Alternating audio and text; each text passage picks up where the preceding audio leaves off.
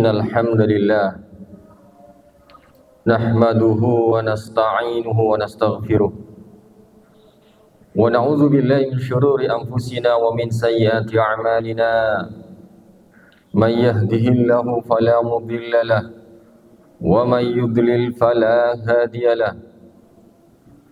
Ashhadu an la ilaha illallah wahdahu la syarika lahu wa ashhadu anna Muhammadan 'abduhu wa rasuluhu la nabiyya ba'd. Allahumma salli wa sallim ala nabiyyina Muhammadin wa ala alihi wa ashabihi wa man tabi'a huda. Fa ya ayyuhal hadirun usikum wa nafsi bittaqwallah faqad fazal muttaqun. Kama qala Allah ta'ala ya ayyuhalladzina amanu ittaqullaha ittaqullaha haqqa tuqatih wa la tamutunna illa wa antum muslimun. Ya ayyuhan nasu ittaqu rabbakumul ladzi khalaqakum min nafsin wahidah wa khalaqa minha zawjaha wa batha minhuma rijalan katsiran wa nisaa wattaqullaha alladzi tasaaluna bihi wal arham innallaha kana 'alaikum raqiba. Ma'asyiral muslimin, jemaah salat Jumat yang dirahmati Allah. Segala puji bagi Allah yang telah memberikan sekian banyak kenikmatan kepada kita, sehingga dengan kenikmatan-kenikmatan yang Allah berikan itu kita bisa melangkahkan kaki kita untuk melaksanakan salah satu kewajiban yang telah ditetapkannya, yaitu melaksanakan ibadah salat Jumat. Salawat serta salam kita haturkan kepada junjungan kita Nabi Muhammad sallallahu alaihi wasallam, keluarga, sahabat dan umatnya hingga akhir zaman. Ma'asyiral muslimin rahimakumullah. Allah Subhanahu wa taala berfirman dalam surah Ali Imran ayat yang ke-145. A'udzu billahi minasyaitonir rajim. Wa may yurid thawabad dunya nu'tihi minha wa may yurid thawabal akhirati nu'tihi minha wa sanajzis syakirin.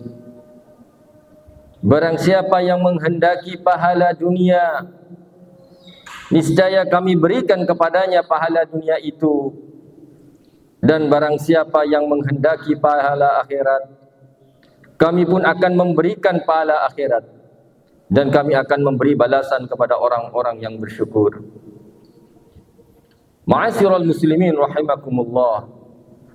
Ayat ini menegaskan bahwa seorang hamba bebas memilih tujuan hidupnya, apakah dunia sebagai tujuan atau akhirat sebagai tujuan. Dan pilihan dari keduanya ada konsekuensinya. Jika dunia yang dijadikan pusat perhatian, pusat cita-cita, maka ia akan bersusah payah untuk mendapatkannya. Dan kenikmatan-kenikmatan dunia itu akan Allah berikan dan anugerahkan sebagaimana cita-cita dan usahanya.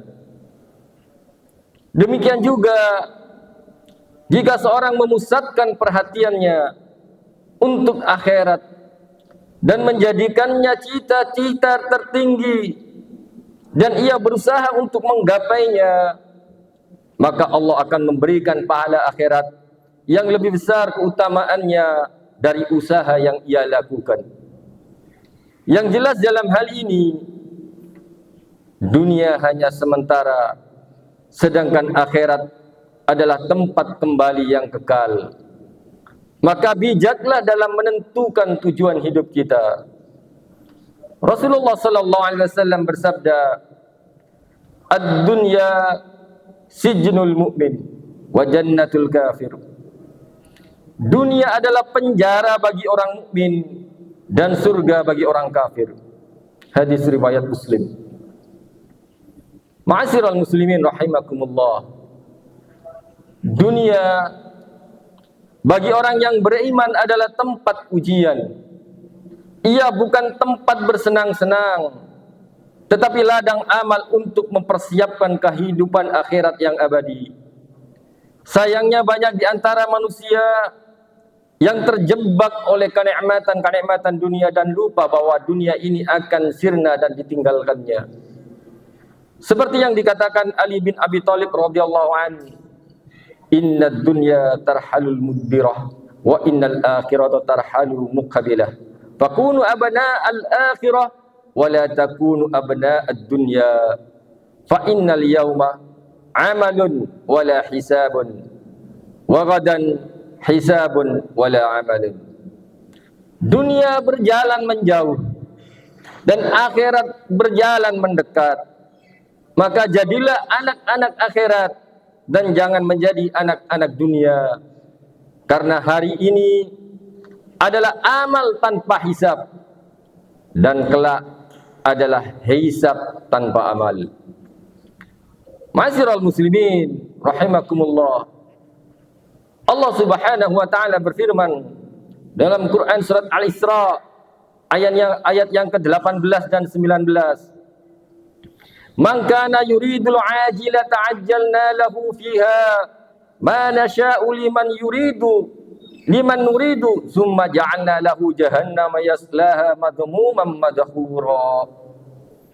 Barang siapa yang menghendaki kehidupan dunia yang sesaat, kami segerakan baginya dunia itu dari apa yang kami kehendaki bagi siapa saja yang kami kehendaki. Kemudian kami sediakan baginya di akhirat neraka jahanam. Ia akan memasukinya dalam keadaan tercela dan terusir. Wa man arada al-akhirata wa sa'a laha sa'yaha wa huwa mu'minun fa ulaika kana sa'yuhum mashkura. Dan barang siapa yang menghendaki kehidupan akhirat dan berusaha ke arah itu dengan sungguh-sungguh, sedang ia adalah orang yang beriman, maka mereka itulah orang-orang yang usahanya dibalas dengan baik. Pada ayat yang ke-18 Allah menjelaskan bahwa orang yang fokus pada dunia sebagai cita-cita dan obsesinya, dan ia bersusah payah untuk mendapatkannya, Allah akan berikan sebagian apa yang dia kehendaki. Namun orang tersebut tidak mendapatkan apa-apa di akhirat selain azab neraka karena tidak mempersiapkan bekal amal soleh. Dan di ayat yang ke-19, sebaliknya, bagi orang yang mengutamakan akhirat dengan iman dan usaha yang sungguh-sungguh dan dijadikan cita-cita tertingginya, maka Allah akan memberikan balasan yang baik atas amal mereka, yaitu surga dan keridhaannya. Ma'asyiral muslimin rahimakumullah. Dua ayat ini menjadi pengingat penting tentang prioritas hidup kita di dunia adalah akhirat. Karena dunia tempat sementara, sedangkan akhirat adalah tujuan abadi. Betapa rugi orang-orang yang hanya sekedar mengejar dunia, karena pada akhirnya ia akan meninggalkannya. Dunia adalah fana, ibarat bayangan yang cepat berlalu. Sebaliknya orang yang menjadikan akhirat sebagai tujuan utama tidak akan kehilangan apapun, bahkan dunia pun akan mengikutinya. Rasulullah sallallahu alaihi wasallam bersabda, "Man kanatil akhiratu hammahu ja'alallahu ghinahu fi qalbihi wa ja'alahu syamlahu wa atathu ad-dunya wa hiya raghimah wa man kanatid dunya hammahu ja'alallahu faqrahu baina 'ainayhi wa farraqa 'alayhi syamlahu wa lam ya'ti minad dunya illa ma kutiba lah." Barang siapa yang menjadikan akhirat tujuan utamanya, maka Allah akan menjadikan kekayaan dalam hatinya. Dia akan menghimpun segala urusannya dan dunia akan datang kepadanya dalam keadaan tunduk. Dan barang siapa menjadikan dunia sebagai tujuan utamanya, maka Allah akan menjadikan kefakiran terpampang di depan matanya. Dia akan mencerai-beraikan urusannya, dan dunia tidak akan datang kepadanya kecuali sebatas apa yang telah ditetapkan untuknya. Ma'asyiral muslimin rahimakumullah, hadis ini menegaskan sekeras apapun usaha yang kita lakukan, jika tujuannya hanya dunia, maka ia akan mendapatkan yang telah Allah tetapkan, dan justru ia disibukkan dengan apa yang telah Allah tetapkan atasnya, dan seluruh waktunya habis untuk berburu mengajarnya, dan ia selalu merasa kurang dengan apa yang telah didapatkannya. Akan tetapi jika akhirat yang ia jadikan tujuan dalam kehidupannya, tujuan dalam setiap usahanya, maka dunia akan datang kepadanya dengan tunduk, dan Allah penuhi dadanya dengan kekayaan. Ibnul Qayyim mengatakan, orang yang cita-citanya pada pagi hari dan petang hari tidak lain hanyalah Allah, maka Allah akan menjamin semua hajatnya, menanggung segala kegetirannya, mengisi hatinya dengan perasaan cinta kepadanya, menggerakkan lidahnya untuk berzikir kepadanya, dan menggerakkan anggota tubuhnya untuk melakukan ketaatan kepadanya.